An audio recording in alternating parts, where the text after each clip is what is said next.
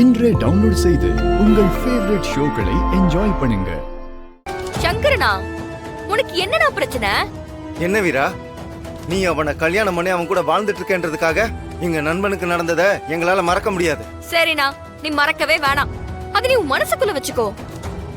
ஆனா நீ யார தப்பா பேசுறியோ அந்த மாறன் தான் உங்களுக்காக இவ்வளவுத்தையும் செஞ்சிருக்கான். அவன் என்னெல்லாம் பண்ணிருக்கான்னு தெரியுமா? உங்க மொத்த குடும்பத்துக்கும் இன்சூரன்ஸ் எடுக்கிறதுல ஆரம்பிச்சு இந்த ஆட்டோ சங்கத்துல இருக்கிற அத்தனை பேரோட பசங்களுக்கு படிப்பு விஷயத்துல இருந்து எல்லாத்த பத்தியும் யோசிச்சு எல்லாத்தையும் முறையா பிளான் பண்ணி வச்சிருக்கானே. அவன் உங்க விரோதி இல்லன்னு அதை ஏன் புரிஞ்சுக்க மாட்டேங்கிறீங்க? என் அண்ணன் இருந்திருந்தா என்ன செய்யுமோ அது அத்தனையும் மாறன் செஞ்சிருக்கான். ஆனா அவன் உங்களுக்கு தப்பா தெரியறால. அண்ணே, ஒரு விஷயம் நல்லா தெரிஞ்சுக்கோ.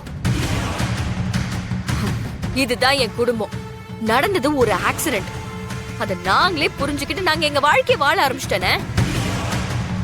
திரும்ப இந்த மாதிரி குறுக்க வந்து குழப்பம் பண்ணாதனே. ஓ, நாங்க குழப்பம் பண்றோமா? சரி சரி, இவன் உன் புருஷன்றதுக்காக எல்லாத்தையும் நீ மறந்துருக்கலாம், எங்களை மறக்கவும் சொல்லலாம். இதோ இங்க மூத்த தங்கச்சி கண்மணி நிக்குதே, அது எதையும் மறந்துருக்காது. என்ன கண்மணி, நீ எல்லாத்தையும் மறந்துட்டியா?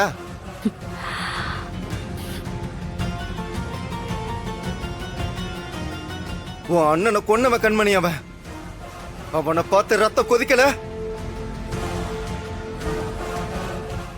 அவன் திறப்பு விழா பண்றேன்னு வந்திருக்கான், அது உனக்கு தப்பா படல?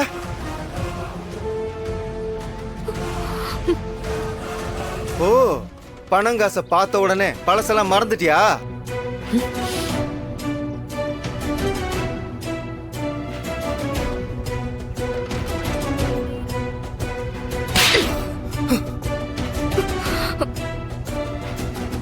என் அண்ணனோட பழகின உங்களையும் நான் என் அண்ணனா தான் பார்த்தேன்.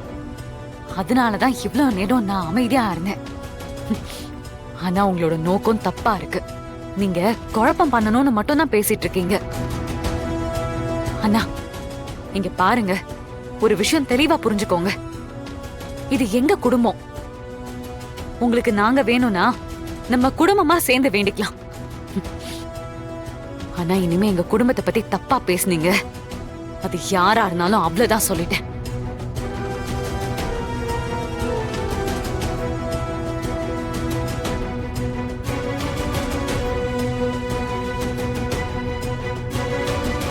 டேய், இங்க பாருடா, நாங்க ஒன்னு அடிக்கலான்னு பார்த்தோம், தங்கச்சி அடிச்சிருச்சு. பேசாம வாயை மூடிட்டு இரு. தங்கச்சிகளா, நீங்க வாங்கம்மா, திறந்து வைங்கம்மா. தம்பிகளா, நீங்களும் வாங்க. ஐயா வாங்க. வாங்கம்மா, டைம் ஆகுது. வா.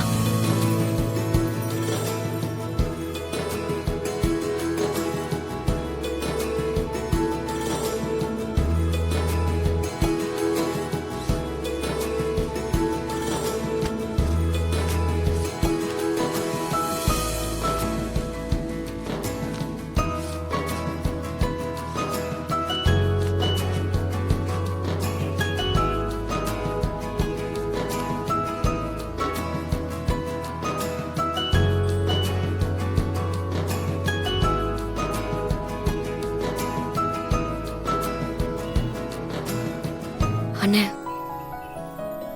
உன் சாவுக்கு யாரு உண்மையான காரணங்கிறத சீக்கிரமா கண்டுபிடிக்கிறேன். இது நான் உனக்கு பண்ணி கொடுக்கிற சத்தியம்.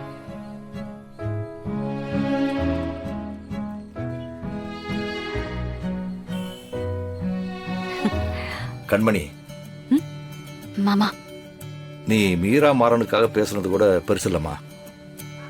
ஆனா நீ இந்த குடும்பம் தான் பெருசுன்னு பேசின பாத்தியா, நீ எல்லாரையும் ஜெயிச்சிட்டமா.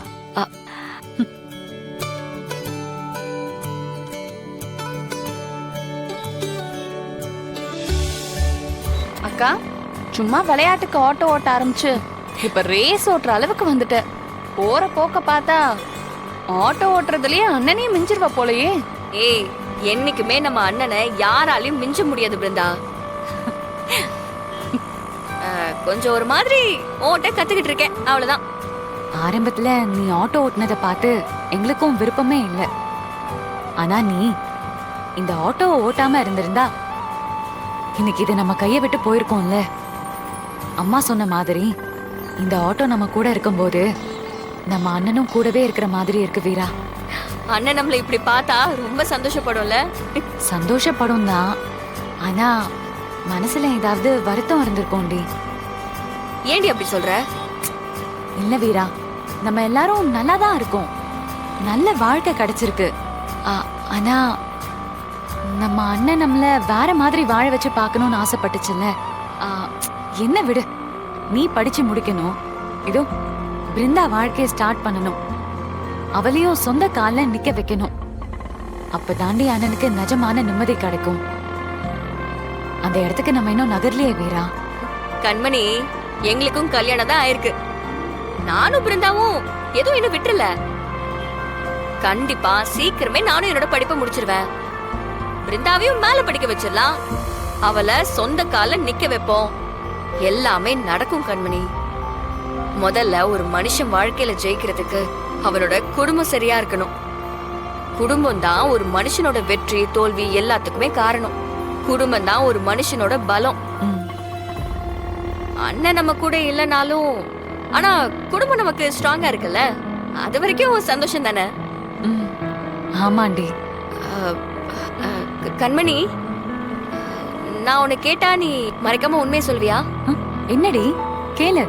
இல்ல, நீ சந்தோஷமா தானே இருக்க?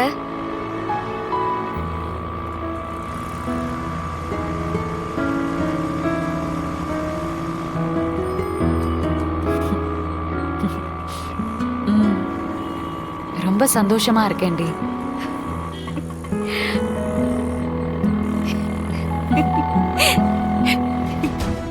என்னாச்சு?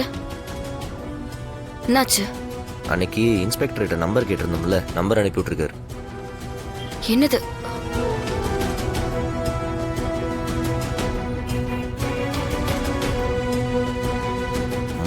யார் நம்பரா? விஜயோட நம்பரு. விஜயா? அவளை அன்னைக்கு அமுகுனி மாதிரி இருந்துகிட்டு ஆட்டோல போதை பொருள் இருக்குன்னு சொல்லி தப்பான இன்ஃபர்மேஷன் கொடுத்து வர வச்சிருக்கா. இந்த விஜய சும்மாவே விடக்கூடாதுடா. இரு வர. கிளம்புடா. வாடா, ஆட்டோல ஏறு.